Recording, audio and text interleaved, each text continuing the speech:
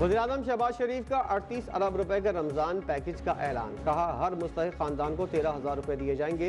38 अरब रुपए 1 करोड़ 21 लाख मुस्तहिक़ ख़ानदानों में तकसीम किए जाएंगे। मुस्तहिक़ अफराद को रकूम की मुंतक़ली का सिलसिला शुरू कर दिया गया। रकूम बैंक अकाउंट्स और डिजिटल वॉलेट्स के ज़रिए तकसीम की जाएंगी। पहले यूटिलिटी स्टोर्स के ज़रिए रिलीफ दिया जाता था। हमने गुज़िश्ता साल इस फरसोदा निज़ाम का खात्मा किया। नाक़िस अशिया फ़रोग़ की जाती थी। स्टोर से खरीदारी का अमल भी तकलीफ दे था। नए निज़ाम को मुतारिफ कराने में बेशुमार चैलेंजेस थे। ये रकम गिलगित बल्तिस्तान, आज़ाद कश्मीर के मुस्तहिक़ ख़ानदानों में भी तकसीम होगी।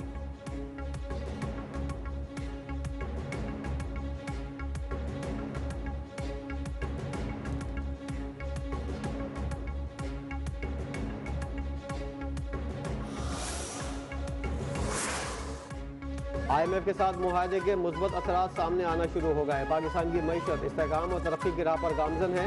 माजी में पाकिस्तानी मईशत डिफॉल्ट के खतरे से दो चार थी। वज़ीर ख़जाना मोहम्मद औरंगज़ेब का ताजरों से खिताब। कहा, अफरात ज़र कम होने के बाद पॉलिसी रेट बतदरीज कम कर रहे हैं।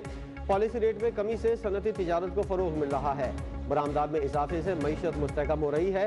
अब 40 साल पुराने मॉडल नहीं चलेंगे। प्रॉपर्टी टैक्स पर काम चल रहा है। अच्छी खबर देंगे।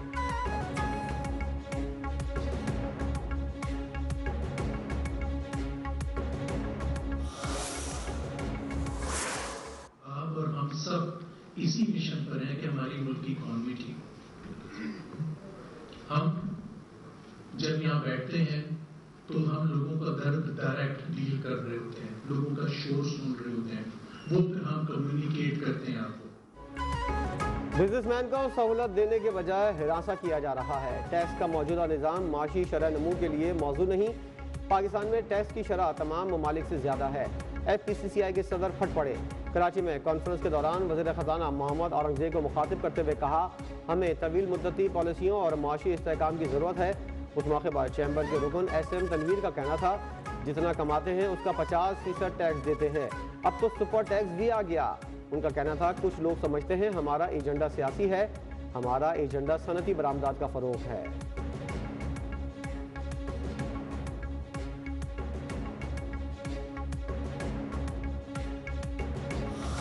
हुकूमत बिजली की कीमतों में तब्दीली का बोझ कम आमदन वाले पाकिस्तानियों पर ना डाले। IMF की तलकीन। कहा, वो पाकिस्तानी हुकाम के साथ बिजली की कीमतों में मुजव्वज़ा तब्दीलियों पर बातचीत कर रहे हैं। ताहम इन तब्दीलियों का बोझ मुतवस्सित या कम आमदनी वाले अफराद पर नहीं पड़ना चाहिए।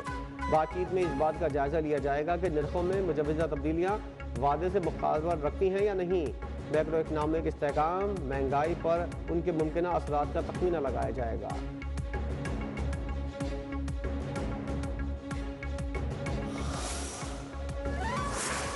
वज़ीर-ए-आज़म शहबाज शरीफ से वज़ीर दाखिला मोहसिन नकवी की मुलाकात। इस्लामाबाद की मौजूदा सूरत हाल और सिक्योरिटी पर गुफ्तगू। वज़ीर-ए-आज़म की तमाम मामलात को निहायत हसन अंदाज से हल करने की हिदायत। मोहसिन नकवी श्रीलंकन सदर को वज़ीर-ए-आज़म का खुसूसी पैगाम भी पहुँचाएंगे।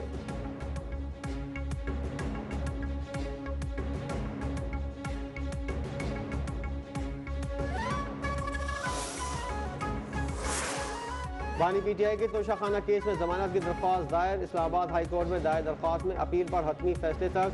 बानी PTI की सजा मुअत्तल करके रिहाई की इस्तदा।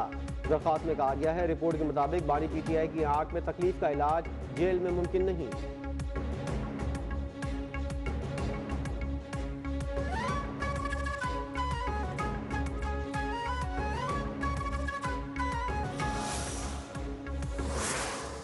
स्टेट की अथॉरिटी रिस्टोर हुई है और from a fear zone it has now become a zone where there is rule of law, there is writ of state, where there is authority of state. Punjab दहशतगर्दी से पाक हो गया। कच्चा अब खौफ से पाक होकर कानूनी अमलदारी वाला इलाका बन गया। डाकुओं के खौफ की सल्तनत खत्म कर दी गई। हुकूमत की रेट कायम हो गई। राजनपुर का 100% इलाका क्लियर कर लिया गया। आवाम की जान माल के तहफ़्फ़ुज़ में कोई कसर नहीं छोड़ेंगे। वज़ीर आला मरियम नवाज कहती हैं, रियासत अंदर एक रियासत तकलीफ देती थी। कच्चे के डाकों के लिए अब कोई पना नहीं। 6 माह के अंदर रहीम यार खान के कच्चे का 100% इलाका क्लियर कराया गया। कच्चे में ऑपरेशन के दौरान जदीद तरीन हथियार बरामद हुए। डाकुओं का मुकाबला कोई आसान काम नहीं था। पाक फौज ने ऑपरेशन के दौरान भरपूर मुआवनत की। पंजाब ने कई दहाइयों तक जनाजे उठाए। सरेंडर करने वाले डाकुओं का फेयर ट्रायल होगा।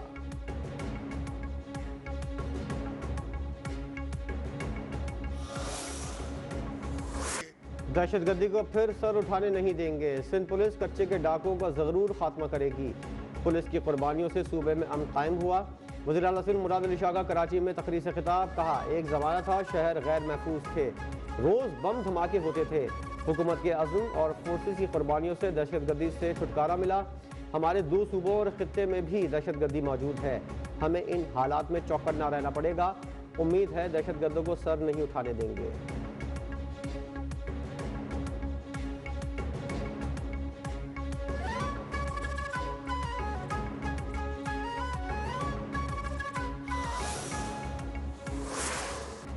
क्रिकेट की दुनिया का सबसे बड़ा टाकरा कल कोलंबो में होगा। रिवायती हरीफ पाकिस्तान भारत आमने सामने होंगे।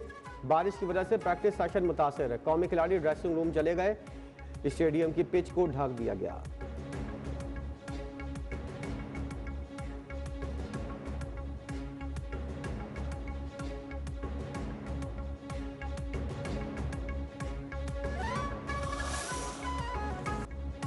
उस्मान तारिक हमारा ट्रम्प कार्ड है। पूरी भारतीय टीम के लिए प्लान बना रखा है। हमें अच्छी क्रिकेट खेलनी होगी। कप्तान कौमी टीम सलमान आगा की कोलंबो में प्रेस कॉन्फ्रेंस, कहा हमारे लिए सब खिलाड़ी एक जैसे हैं। उस्मान के बॉलिंग एक्शन से मुतालिक बात चलती रहती है। उस्मान 2 मरतबा क्लियर हो चुका, पता नहीं उसके एक्शन पर बात क्यों नहीं हो रही। उस्मान तारिक पर अब सबका कोई असर नहीं होगा। किसी की राय को रोक नहीं सकते, सबको इजाजत है।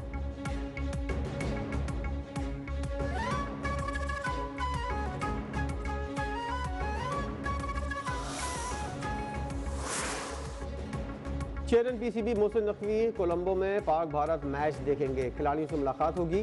चेयरमैन पीसीबी मोहसिन नकवी जय शाह की दावत पर कोलंबो पहुंच रहे हैं।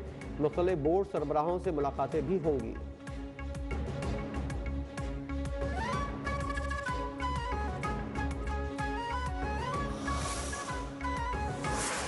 पाकिस्तान और भारत के दरमियान मैच हमेशा बहुत ज़्यादा शिद्दत वाला होता है। न सिर्फ दोनों ममालिक के बल्कि पूरी दुनिया की नज़रें इस मैच पर होती हैं, जिसकी वजह से मैच एक मुख्तलिफ लेवल पर चला जाता है। खिलाड़ियों से तवक्का ज़्यादा होती हैं। बाबर आजम कहते हैं, मैं ऐसे बहुत से मैचेस का हिस्सा रहा हूँ। मैंने ये सीखा है इस मैच के लिए जितना खुद को ठंडा रखेंगे, आरामदेह रखेंगे और बाहर की आवाज़ों पर तवज्जो देने के मैच पर फोकस रखेंगे, इतना अच्छा परफॉर्म करेंगे।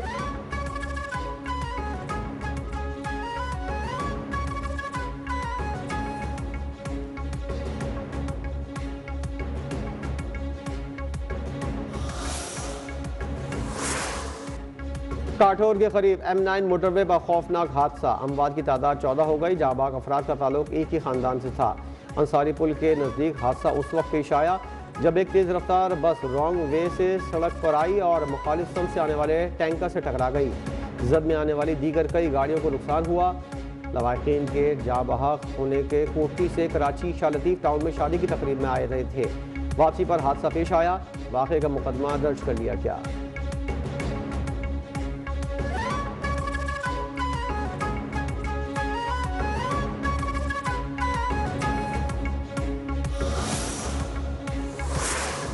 कश्मीर में टोल प्लाजा के करीब तेज रफ्तार ट्रक की मोटरसाइकिल को टक्कर, मियां बीवी जान बहक, बच्ची जख्मी।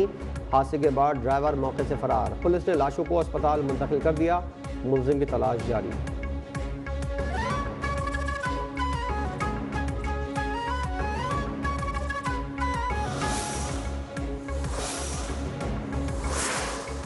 रमजान से पहले मुल्क भर में महंगाई, आवाम की दुहाई। आटा, चीनी, घी, चावल समेत अशिया करोनों की कीमतें आसमान पर।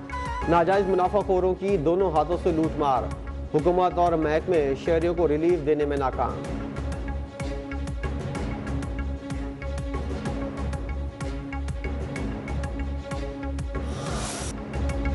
ईरान पर दबाव बढ़ाने के लिए अमेरिका का मशरिक़ वस्ता में दुनिया का सबसे बड़ा बहरी जहाज तैनात करने का ऐलान। सदर ट्रंप का कहना है ईरान में इक़्तिदार की तब्दीली बेहतरीन चीज़ होगी जो कि हो सकती है। वो 47 साल से बस बातें करते आ रहे हैं। दूसरा तैयारा बरदार जहाज मशरिक़ वस्ता भेजा जा रहा है। अगर ईरान ने जौहरी मुआहदा ना किया तो हमें इस बहरी बेड़े की ज़रूरत पड़ेगी।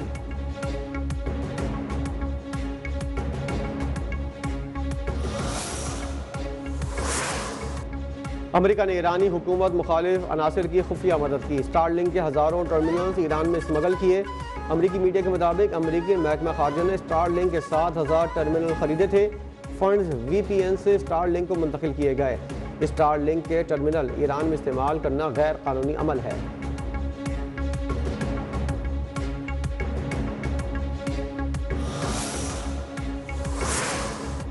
हमास की गजा अमन फोर्स के लिए शराइत, दाखिली उमूर में मुदाखलत नाकाबिल कबूल।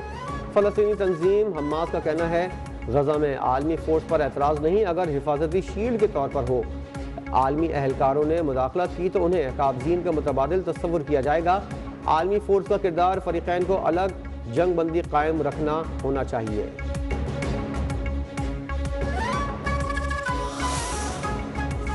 अमेरिका में सिख रहनुमा के कत्ल की साजिश, भारतीय एहलकार का किरदार का होशरुबा इंकशाफ। मोदी की सरपरस्ती में भारतीय दहशतगर्दी आलमी सिक्योरिटी के लिए संगीन चैलेंज। सिख रहनुमा के कत्ल की साजिश, भारतीय शहरी का अमेरिकी अदालत में एतराफ़ जुर्म। मुलजिम निखिल गुप्ता का सिख रहनुमा गुरपतवंत सिंह के कत्ल की साजिश का एतराफ़। न्यूयॉर्क टाइम्स के मुताबिक वीडियो क्लिप में हरदीप सिंह को मुर्दा हालत में दिखाया गया था।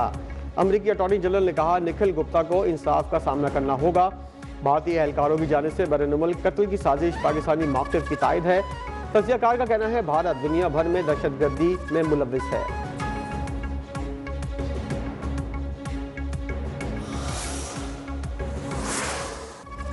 मोदी की ज़ेर सरपरस्ती भारतीय दारुलहुकूमत दिल्ली जराइम का गढ़।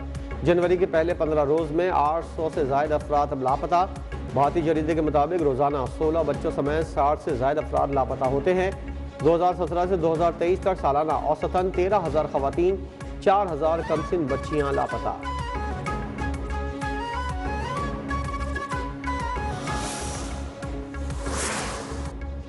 अल कबीर डेवलपर्स का बड़ा इकदाम, लाहौर की अहम तरीन शाहराह फिरोजपुर रोड पर अल कबीर ग्रीन के नाम से जदीद रिहायशी मनसूबा मुतारिफ कराने का ऐलान कर दिया। चेयरमैन अल कबीर ग्रुप चौधरी औरंगजेब कहते हैं रवा साल कंपनी के लिए कामयाबियों और एजाज़ात का साल होगा।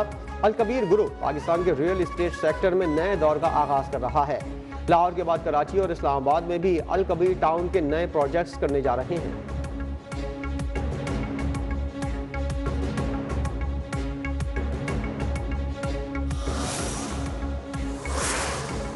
चोलिस्तान जीप रैली का दूसरा रोज, स्टॉक कैटेगरी के रेसर्स ट्रैक पर रवां दवा। 6 खवातीन रेसर्स भी जीपे दौड़ाने वालों में शामिल।